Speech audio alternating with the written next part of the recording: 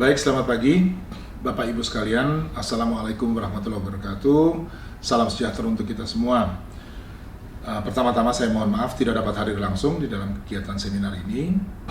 Tapi tentu saya melihat tema yang diangkat di dalam seminar ini sangat penting, sangat relevan, sangat aktual. Dan kita berharap tentunya bahwa para narasumber dan juga peserta bisa mendiskusikan problem-problem ini dengan melihat kenyataan yang ada di sekeliling kita sekarang dan keluar dengan kesimpulan-kesimpulan dan juga rekomendasi yang akan membantu kita baik untuk memahami persoalan lebih jelas dan juga mencari jalan keluar, sehingga apa-apa yang kita lihat dalam beberapa minggu terakhir ini bisa diredam, dan insya Allah kalau semuanya dilakukan ya dengan baik juga betul-betul bisa dirasakan manfaatnya nanti. Pembicaraan kita pada pagi hari ini menyangkut konflik dan kekerasan ya, dan saya kira Indonesia adalah negeri yang masyarakatnya sangat majemuk, hidup di 17.000 pulau, berbicara dalam banyak bahasa, dan saya kira fakta itu saja sudah membuat kita ini rentan ya terhadap konflik, ya, rentan terhadap kekerasan. Dan memang kalau kita lihat sepanjang sejarahnya itu berulang kali terjadi ya, dalam episode-episode kekerasan yang saya kira sangat besar ya. Kalau kita ingat perlawanan kolonial di abad ke-19 gitu, penuh dengan kekerasan, dan dibalik perang-perang kolonial ini juga kalau kita lihat ada banyak sekali ketegangan di antara unsur-unsur masyarakat Indonesia yang membela pihak kolonial dengan yang menentang pihak kolonial. Dan warisan dari konflik-konflik ini saya kira sangat besar ya.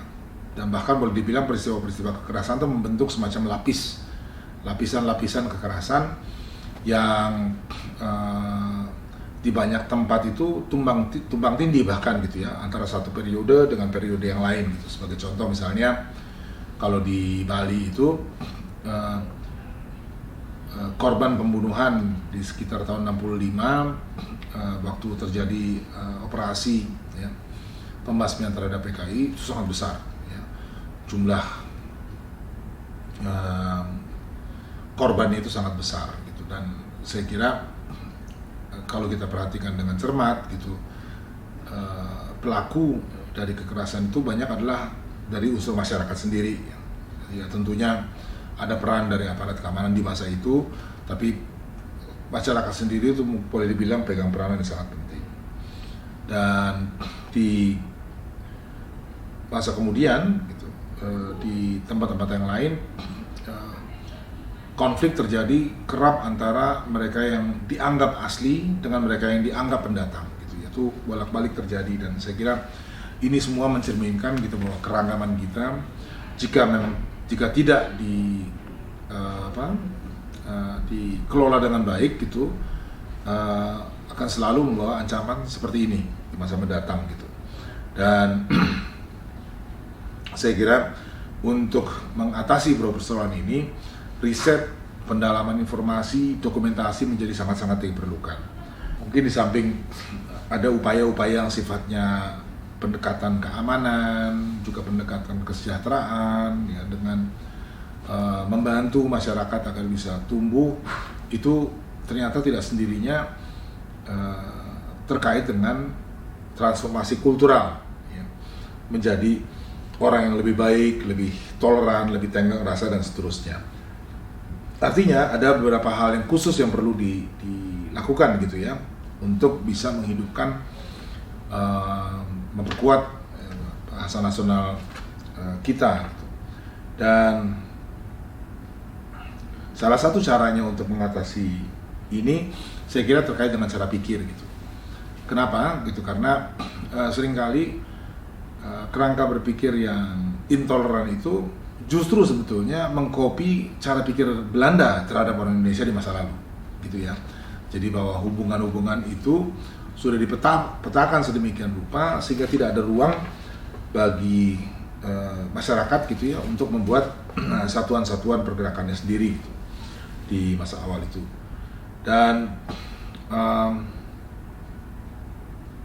dalam seminar ini juga saya menangkap ada 7 subtema yang keseluruhannya menurut saya sudah sangat memadai ya, mengcover wilayah yang cukup luas, bidang-bidang yang juga sangat luas.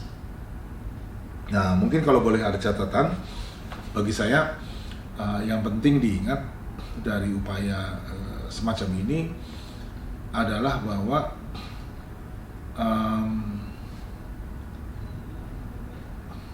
konflik dan kekerasan itu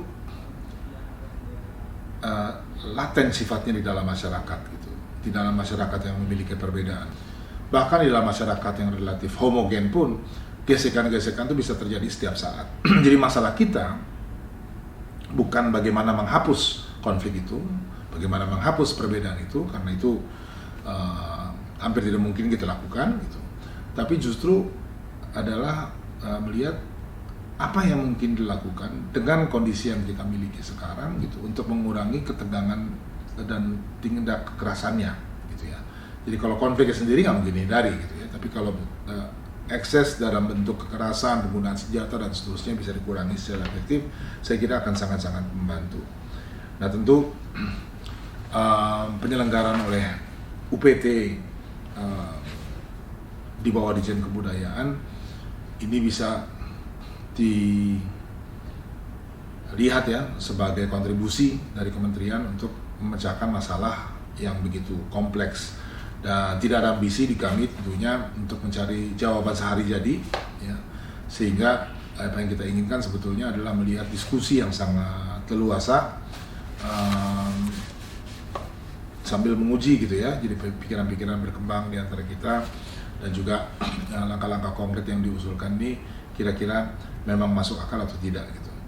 Jadi kalau buat saya tentu berterima kasih bahwa strategi kebudayaan ini akhirnya sampai ke publik yang tepat, yaitu kepada para pembaca, pelaku budaya, dan juga para peminat ya secara umum gitu. Jadi ini adalah capaian besar, dan dalam catatan saya juga ada berbagai ya, pihak yang terlibat di samping bagian kerjasama di Balai Pelestarian dan Nilai Budaya Sulawesi Selatan, ada juga kelompok atau dunia usaha yang sibuk menghitung rating ya, yang positif maupun yang kurang,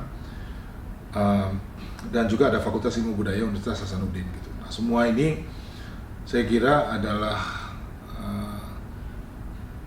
kontribusi yang luar biasa ya dari para pihak gitu tentang upaya pemajuan kebudayaan di Sulawesi Selatan. Saya kira itu yang bisa saya sampaikan. Terima kasih atas atensinya, dan juga mohon maaf tidak dapat hadir langsung dalam kesempatan ini. Wassalamualaikum warahmatullahi wabarakatuh.